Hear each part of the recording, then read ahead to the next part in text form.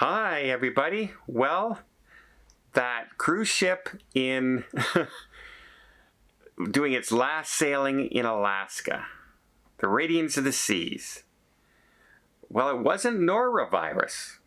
It was a gastronomical illness, all right. 180 people came down sick with this. 180 people. And it turns out it wasn't norovirus. It was salmonella poisoning.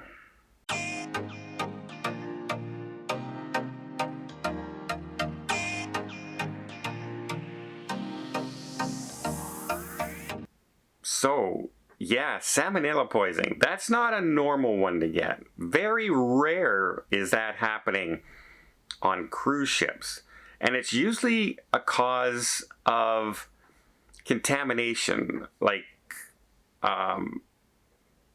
mixing workstations or a contaminated piece of meat like chicken, or touching chicken and not properly washing your hands, or unclean bathrooms, etc. That's usually the cause of spread of salmonella. Now, 180 people, it's probably not a bathroom.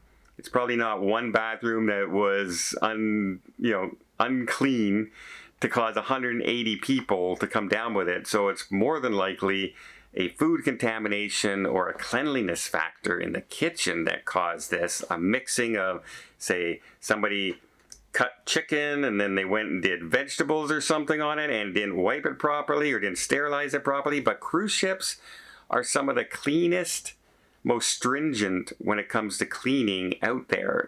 They have inspections all the time. And they are held to a really high standard. That's why you don't hear of salmonella poisoning very often or things like that. Normally it's a norovirus that'll happen. That's a lot just washing your hands, etc. That can stop norovirus in its tracks. If everyone was washing their hands, it would pretty much disappear. Salmonella poisoning is different.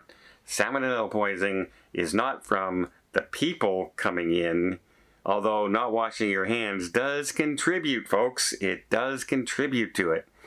But it's normally a contamination from another direction. Now, you know Royal Caribbean is not too pleased about having a ship that came down with that many passengers sick and then finding out it's salmonella over the regular norovirus that they can people kind of shrug off.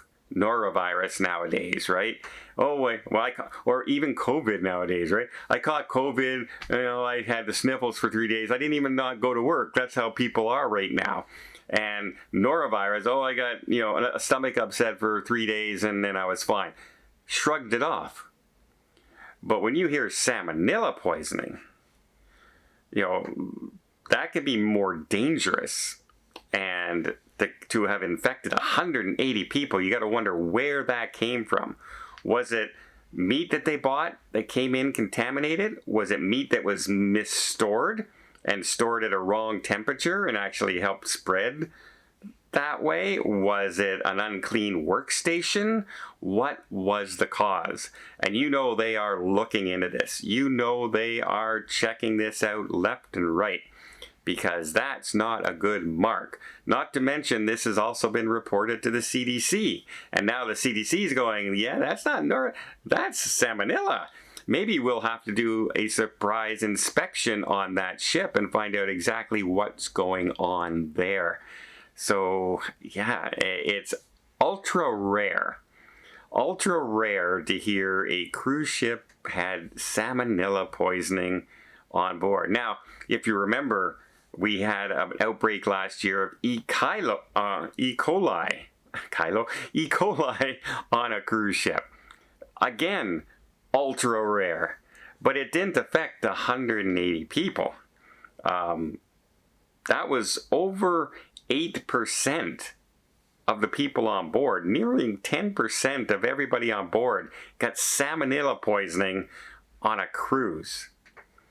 Not a good look.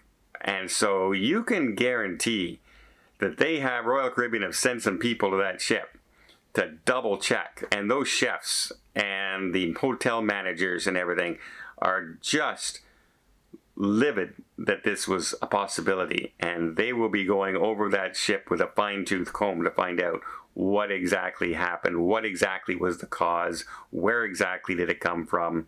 And I'd hate to be an employee and find out it was their fault, right? Did an employee not clean their station one time and it spread from that place? That would be bad. Did they store meat in the improper location and that was the cause? Whoever stored that meat, it'll come down hard. It'll come down hard on those people for sure. But it happens. Stuff happens everywhere. It's been so long since I heard that a cruise ship didn't have norovirus. It had salmonella poisoning. Ouch. Ouch. Again, not a good look.